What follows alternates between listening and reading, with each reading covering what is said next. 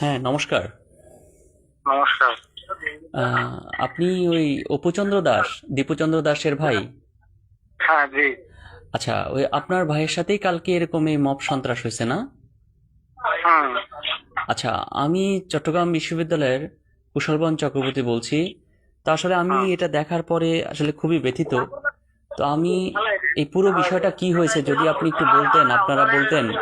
কারণ আমরা চাই যে আপনাদের সাথে যে অন্যায়টা হয়েছে, আমি মনে করি যে শুধু আমরা না, যে কোনো মানবতা সম্পন্ন যে কেউ, মানে সবাই ব্যথিত হয়েছে।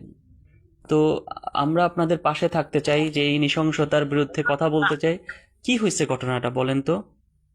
আচ্ছা, স্যারই গোছে আমি আপনাকে এই শ্মশানে আছি, বুঝছেন? আচ্ছা, আচ্ছা, যে আমি ওনাকে দাহ করছেন না? হ্যাঁ, হ্যাঁ, হ্যাঁ, হ্যাঁ। অন্ত্যেষ্টিক্রিয়া এগুলো মানে এখন মুখাগ্নি হবে কতক্ষণ পরে? এই সর্বোচ্চ 1.5 ঘন্টা। আচ্ছা, 1.5 ঘন্টা হলে আপনি তাহলে 2-1 মিনিট যদি আপনি একটু কথা বললে ভালো হইতো।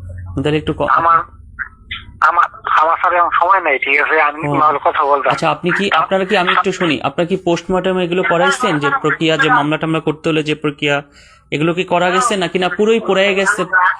লাশ কি পুরোই, মানে তার দেহ কি পুরোই জ্বালাই দিছে নাকি না পোস্টমর্টম বা এগুলো করা গেছে? না, পুরোই জ্বালাই দিছে। আচ্ছা, আচ্ছা, মানে পুরোই জ্বালাই গেছেন, শুধু কি হাড় এরকমই আছে না? হুম। আর পোস্টমর্টম করছেন? জি। আচ্ছা, আচ্ছা, আচ্ছা, ঠিক আছে দাদা, আমার নাম্বারটা আপনি রাখেন।